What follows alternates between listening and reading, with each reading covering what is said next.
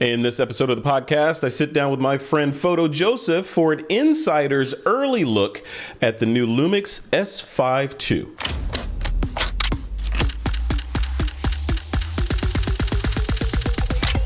This is TWiP. Hey folks, welcome back to another episode of This Week in Photo. I'm your host. Today I'm sitting down with my good buddy, Mr. PhotoJoseph, who is going to tell us how he managed to finagle a trip to Japan to get an early look at the new LUMIX S5 and take one back. And I didn't get one. So we want to figure this out. Joseph, welcome to the show, man. How's it going?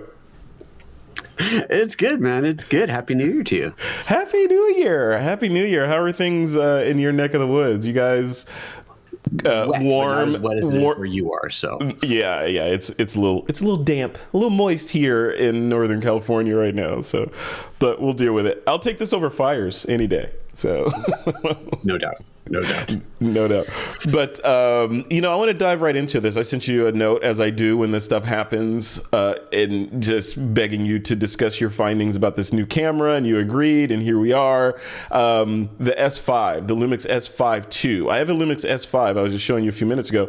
I have an S5, great camera, rock solid, kind of straddles the line between the, I don't know, it straddles the line. It feels like prosumer, pro... Yeah. You know, it's somewhere in there. It's not sure exactly what it wants to be. I think the S5II now knows what it wants to be. Let's start with that. Well, let's start with your trip to Japan. What was that about? And how'd you finagle that trip? I need to know. I'm taking notes. Yeah, so I was invited on the influencer journalist marketing thing that Panasonic put on at the beginning of December out in Tokyo. They invited YouTubers and journalists from all over the world out to Tokyo for an introduction to the S5 Mark II. And nobody, technically nobody knew what was going on. Some people did, but the idea was that nobody really knew. We all get there hanging out in this hotel ballroom, and they do a little presentation, and they announce, the S5 Mark II. This is what we're here to talk about. And give us all the specs, give us the rundown, and then handed everybody there a camera and a complete pile of lenses to work with. And then everybody had a couple of days to run around Tokyo, taking pictures, shooting video, testing the camera, finding out what it can do. And then everybody got to bring the gear home so they could continue their reviews, which is pretty awesome. Not all those lenses. You did not get to bring all those lenses home, did you? And all the lenses, yeah.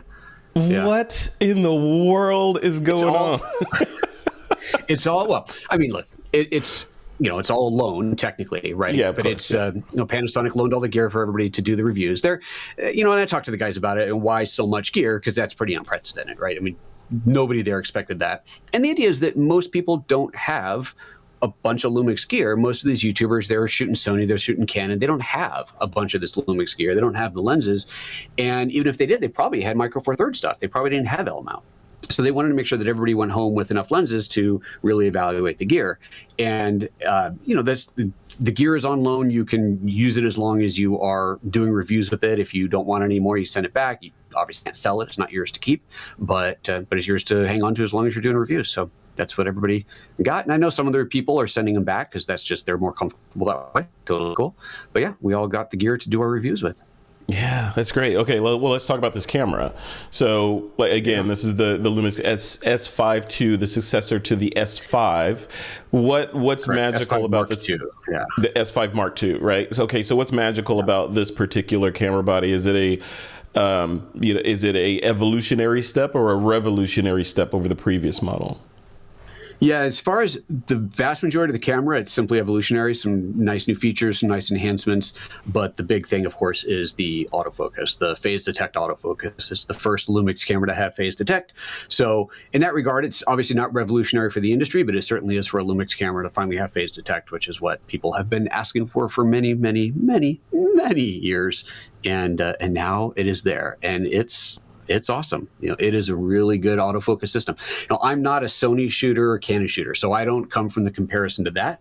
I'm coming from the LUMIX world, and of course, it's 1,000 times better than anything I've used before from LUMIX. Now, when you compare it to the Sonys and the Canons out there, from the reviews that I've seen, the vast majority are saying that it is, well, I think people are saying it's better than Canon. It's as good as the majority of the Sony cameras. There are some areas where I guess the latest Mark IV Sony something A7 whatever Mark IV is a little bit better. Some where the Lumix is actually a little bit better. Then there is a new Sony something Mark V that's that one apparently is like insane. But so we're not quite there, but in regards to pretty much everything else in the industry, it has caught up or exceeded. Oh, it's an impressive autofocus system. Yeah, finally, thank you, right? Because that's been as an ambassador, that's been the main kind of defense, even in the Micro Four Thirds days. Well, still Micro Four Thirds, because, a gazillion people shoot Micro Four Thirds, but it's always that focusing system. It's great. It has all these wonderful features and this and that, but the focusing, right? Especially interesting is for video people, right?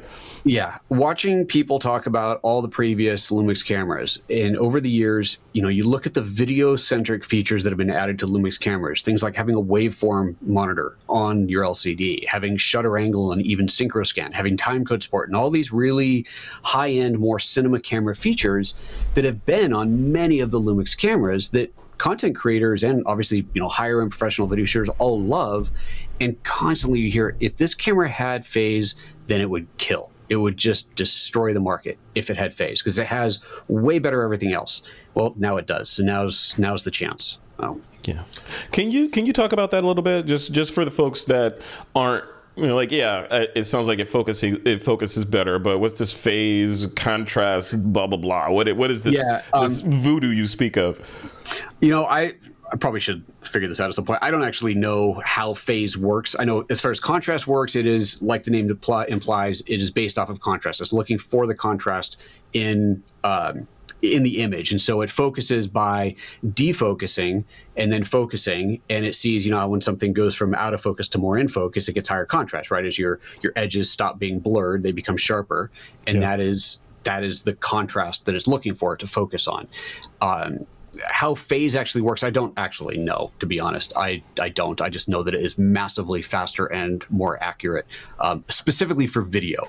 That is where you really see the improvements. And where contrast tends to have to hunt to maintain focus, because it's always trying to make sure that it still is in focus, phase doesn't do that. It can lock on and adjust as the subject moves, and it is virtually flawless. I'm going to say it's perfect, but none are, right? I mean, you can see, I see focus hunting on all kinds of cameras, and it can still happen here as well, but it is massively better than it ever was. And like I said, from the reviews, you watch the reviews of people who are Sony shooters, and they're talking about it going, damn, this is solid. This is a solid camera. Well, and under that light, is this new camera specifically targeted at people that are shooting video, or what about us kind of still photographers out there that occasionally shoot video? Yeah, no, it's definitely targeted for both, and it is that classic Lumix hybrid camera that does both equally well. Now there's two cameras, right? There's the S5 Mark II and the S5 Mark II X, and the X model, which is only $200 more, but that's not shipping until April, I believe. Spring. It's spring, I think, is what they've said. It does have a few of the higher end video features that are reserved for that camera. So if you are a primarily video shooter, then the X is definitely the model that you would want. That said, because it's not coming out for a while, I think a lot of people are going to buy the straight one, and then maybe they'll upgrade to the X when that comes out, or buy that as a second body. But yeah, there are some nicer higher end video features. But to answer your question, the camera really is focused on both. It has, like, for example, you've got 30 frames per second with full continuous autofocus for shooting stills. And that's raw. You shoot 30 FPS raw with continuous autofocus. This is pretty impressive. Yeah. That's a lot of pictures in a second. Yeah, that's crazy. That's crazy. So focusing improvements exponentially, right? So that's the tent pole that this body stands on. They did some design tweaks to it, like the next one that's coming out, or the X, the S5 Mark II X is the one that's all blacked out with black lettering on the front and all that. Is that just cosmetic? Are there any other hardware differences between the two bodies other than the codecs? Between the two bodies, the 2 and the 2X, the only difference is the blackout. Between the Mark I and the Mark II, there are some differences. It really does look almost identical. You look more closely though, and you'll see one of the big changes is I've got a cage on mine, so it might kind of block it a little bit, block the view. I don't know if you'll be able to see it under here, but there's a vent. Actually, let me do this. Let me take the lens off. and do it like this. Let's see if, there you go. Just under the LUMIX logo, you can see those lines. That's ventilation intake. And then on the sides, which now you really aren't going to be able to see it because of the cage, but right along the sides here is the output of the vent. So there is an active cooling system that is drawing air right over the lens up into the pentaprism and then blasting out the sides. And so that is a physical change, but you kind of have to look for that. You almost don't even see it. Other than that, it is largely physically the same. It does have a full-size HDMI port, which is, of course, a glorious thing. The card slots, a dual SD, but both cards are UHS 2 as opposed to the last one was UHS 2, one was UHS 1. So they're both the higher speed card slots. All micro or otherwise non-standard HDMI ports must be destroyed. Just saying. They have no place on this planet. So what about the LCD, right? Content creators always balk about I need the articulated LCD. Some of the previous LUMIX models opted for more of that butterfly, traditional, non-articulated design. What about this guy? So this has the same as the original S5. It has the more traditional flip out, right? It can go flip completely around, sideways, and it can spin, but it doesn't tilt up. So it's not like the GH6 or the S1H that has a combo tilt up, tilt out screen. That's that's the best screen on the LUMIX cameras as far as the actual physicality of it. This doesn't have that. It's just the standard flip out, but it is the flip out, so you can vlog with it, have it facing back, or tilt it around, tilt it out and up so you can look down at it, but then you're looking down at it from the side. It's not a full on tilt up. Okay. I'm curious, looking at this body, I'm thinking, looking at this one and then the box camera that Panasonic released a couple of years ago, the box camera series that obviously are intended for filmmakers, cinematographers, etc., that need the flexibility of putting a cage on there or throwing it on a drone or whatever, right? Looking at the spec list for this S5 Mark II, it looks very similar. I mean, there's some differences, obviously, and of course the hardware is different. But I guess the question is, why would someone buy the box camera at $2,000, $2,500 when they could get this camera that comes with all the other bells and whistles and an LCD on it, and you can just take it around and walk around with it as a regular camera or rig it up like a pro? Like what's the motivation? The box still has a lot of different things about it. So in the box camera, you've got SDI and HDMI output. So if you're recording and monitoring on separate systems, you've got that in place. It has timecode in, a full-size timecode port, not timecode through a PC port, but an actual timecode port on it. So that's right there for big cinematography stuff. That's huge. Mounting points all over it, making it easier to rig up if you're going to, so even if you don't put it in a cage. It's got the ability to control it over the network, which is, we've talked about this before, that's one of the big things for me and why I use the BGH ones in my studio, because I can control multiple cameras over a network on a laptop simultaneously. The S5 Mark II will allow, you can control it through the LUMIX Tether software, but not over a network, just over a USB connection. So it is not designed for that kind of larger cinematography thing. It doesn't have any timecode support. It is not that level of camera. For that, you're looking forward to, like the S1H has timecode, right? That's your big full-on pro boy for the full size, or the BS1H is the box version of that. And, right now, obviously no product announcements have been made, but Panasonic has said quite clearly that this is obviously where all of our sensors are going. They're not going to release a camera that doesn't have it at this point. Yeah. I don't know if you could say or not, but how do you feel about the roadmap, right? Of LMount and the glass that's available now and that will be available in the future? That looks like a direction, right? Especially with this, with the new phase detect autofocusing system on these new cameras, and them kind of leaning in hard into. It feels like eating, or not going after Blackmagic, but saying, hey, here's an alternative to you people that would have been buying the cinema cameras and all that high end gear. You can get this for a fraction of the price, and all these other bells and whistles. I'm like, what's the product line going forward? Is it all L mount and no more Micro Four Thirds, or no, definitely not. What do you think? Micro Four Thirds is still full on in development for sure. Okay. Good. Yeah, that's Panasonic's made that clear. That's the GH6 just came out not that long ago, right? Was it whatever? It's not that long ago, and that is the current top of the line of the Micro Four Thirds sensors and Micro Four Third cameras. And no, it's full on still development. It's an awesome system. I love it. I use Micro Four Thirds more than I use full frame for sure in my own shooting. Okay. Yeah. Okay. Good. As far as going after the other market, are you talking about lenses and what's available? Yeah. It's actually, I'm quite impressed looking at how many LMount lenses there are just from Panasonic right now. I kind of hadn't really been paying attention. And then when they handed us this pile of box of lenses, you're like, oh my God, I didn't even realize there were this many right now. So that's impressive on its own. But then, of course, you've got Sigma making lenses, right? They're part of the LMount Alliance. You got all their lenses. And there's a bunch of third parties that are making lenses, the kind of one-offs that are making interesting little lenses. I've actually got a really interesting shift lens, a tilt lens. Sorry, a tilt lens. It's not a tilt shift, but just a tilt lens on its way to me right now to do a video on. And so I'm excited to play with that, and that's native L-mount. But one of the coolest things, and this is something I definitely want to mention, is I did some tests, kind of unexpected. It was an unexpected part of my video. I did some tests with the S5 Mark II with my old Canon EF mount lenses and the Sigma MC21, which is the EF to L-mount adapter. And I bought that adapter years ago so that I could use some of my older Canon lenses on, at the time, just the LUMIX S1, because there weren't that many L-mount lenses.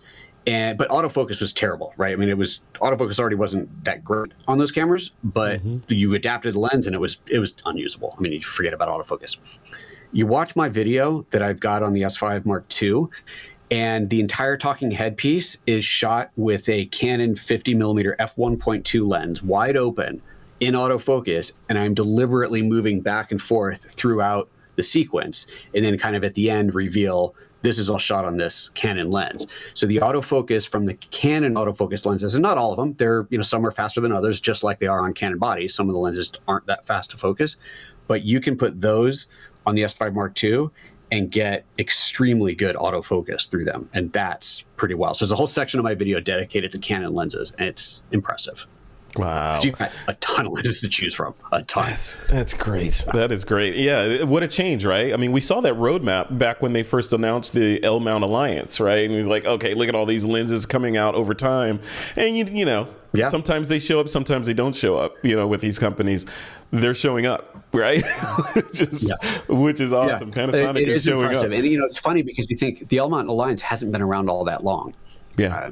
Publicly at least. Obviously it was around before that anybody knew about it, but publicly it's only been a few years, and yet there are a ton of lenses, and it is really. I think the real telltale is you look at the manufacturers that are the third parties, that are the kind of random Chinese companies that are making some lower price, interesting optics, and they're making L-mount. The Laowa lenses, they're making Laowa, almost everything on Laowa is available in L-mount. If they're making a full frame lens, they're making it in EF and Sony E, I guess it is, and an L-mount. And that's on the list now, pretty much common for those lenses. It is. I got a press release. I'm on a bunch of press release, lists. I got one from Sigma today, and, I can't say what's in there, but it does confirm what you're saying. So, yeah, very, very interesting. Okay, so wrapping this up, looking at this new body, right? The new S5 Mark II. What are other than focusing, what would you say are the top couple of things that you think make this worth it? Top features, yeah. Well, let me just run through, because I have a list, and I want to plug my own website here for anybody who wants to look at this list. If you go to PhotoJoseph.com, by the time when you're watching this, it'll be still in the top or second row of the videos, but you'll see my video about the S5 Mark II. On that web page, click on that. There is a full feature list of the S5 versus the S5 Mark II and the S5 Mark IIX, and so you can see essentially everything about the camera side by side. So I'll just run through some of the highlights there, but. So dual native ISO, that the S5 Mark II had that. The S5 had dual native, but the S5 Mark II now has the ability to choose between your low or your high ISO circuit, which is the way it is on the rest of the Lumix lineup. Just the S5 was kind of it didn't have it there, so it does now. The shutter angle support, this is a big one. They've added SynchroScan, and SynchroScan is the ability to adjust your shutter angle by 1 degree increments, and that is what allows you to, if you're shooting anything that's got an LCD screen on it or an LED button on it and they're flashing or pulsing on screen or flickering, this will allow you to get the shutter angle in sync with that so that they don't pulse in the video. So that's a huge thing, and for me it's a really big feature feature. Like I can't use cameras that don't have that in my YouTube videos because I'm always shooting some kind of a product. Like you pick up an ATEM, it's got blinky glowing lights on it. I don't need those lights flashing on the video. So yeah, this allows you to eliminate that. So that's a big one. The 30 FPS we already talked about. The EVF in the viewfinder is a little bit higher resolution, so that's nice. Extra pixels in there to see. The X will shoot ProRes internal like the GH6 does, so that's another really big one. I love that. I'm a big proponent of shooting in ProRes, so that's huge. Versus like slapping on an Atomos Ninja or something onto it and recording there. Right.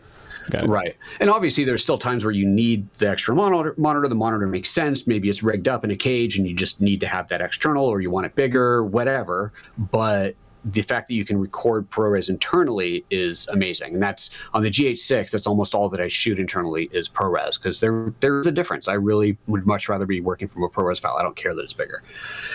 Audio, it will do 4-channel audio just like the GH6. So if you put on the XLR1, which is the XLR interface that goes onto the hot shoe, you get 2 XLR inputs, and then you still have the 3.5 millimeter input, which is stereo. So you can split that out to dual mono if you want and get 4 unique channels. So if you're doing a 4-person interview, you could have each person on an individual mic channel in the camera.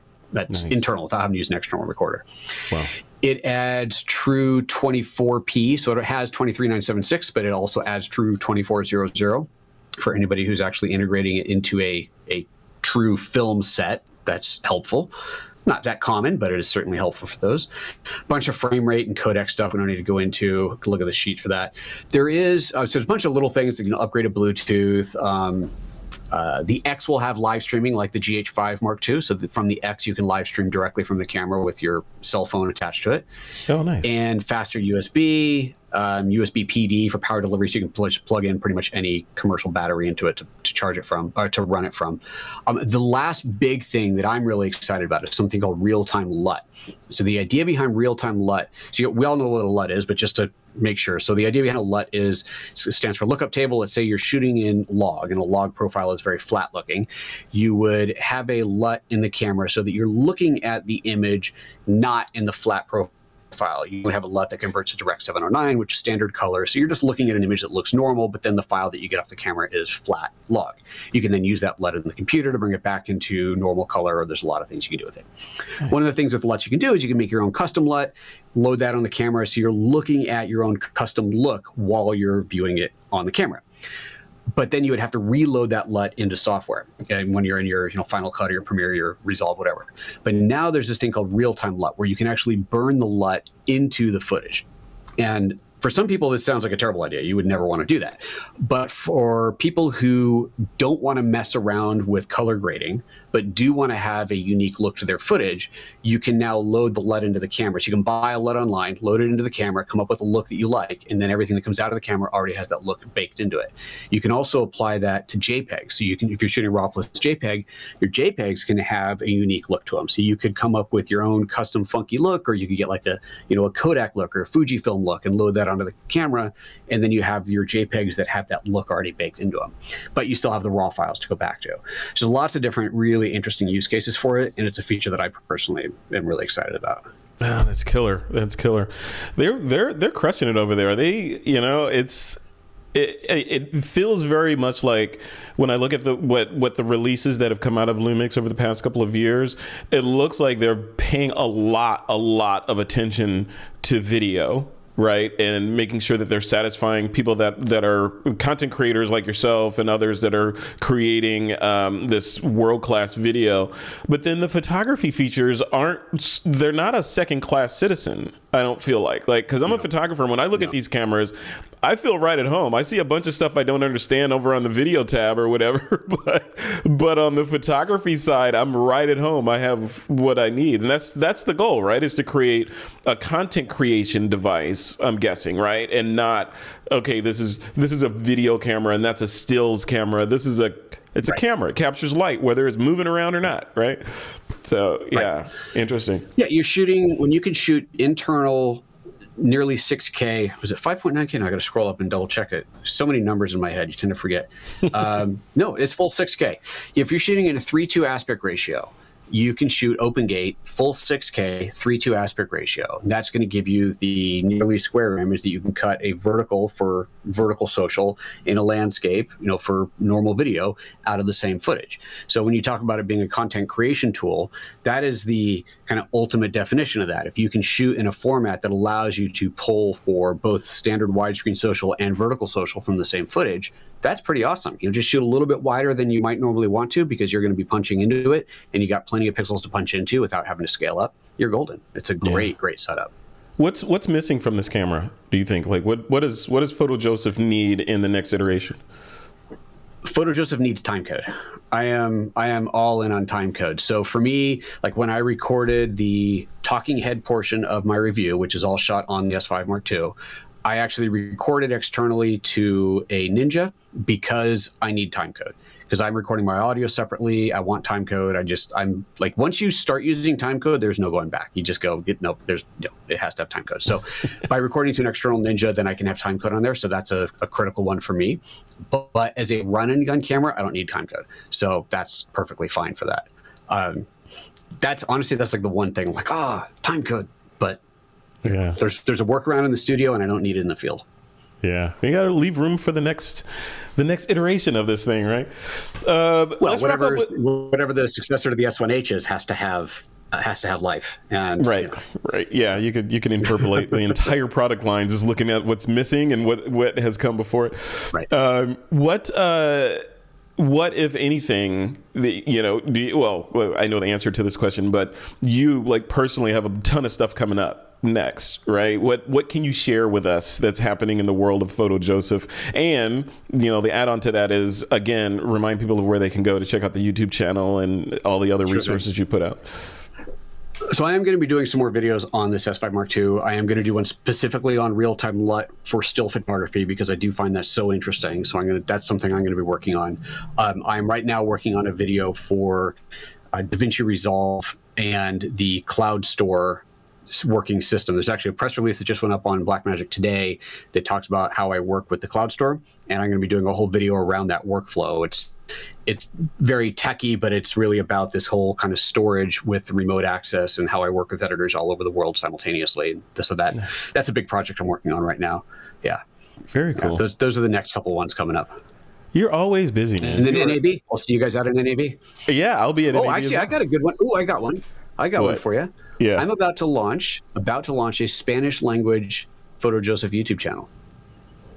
So I'm working with a company that is dubbing my videos, and we picked a number from the back catalog to do, and those are almost all done. Actually, we're doing 10 or 11 or something like that. We've got 5 of them done. So we're going to launch it possibly as soon as this Friday if the rest of the stuff is in place. And so it's my video.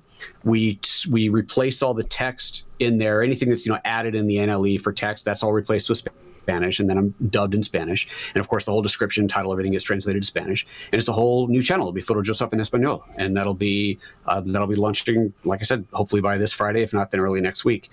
And the idea is going forward, every new video will get localized and will get released within 24 to 48 hours of the English one, and in some cases, if we have time, we'll do them simultaneously. Wow. Did you have any say in the VO artist that plays the Spanish version of PhotoJoseph?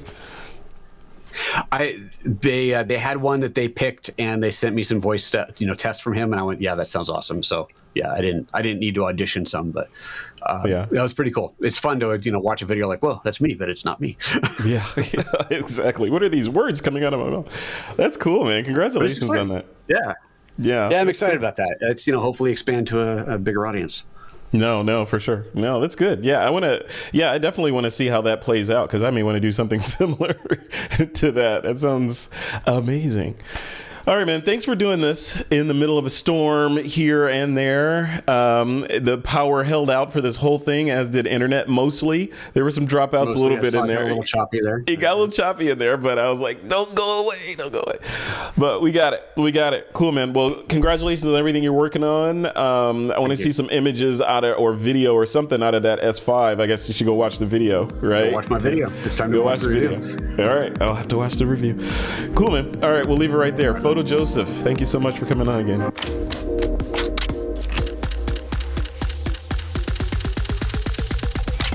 This is TWiP.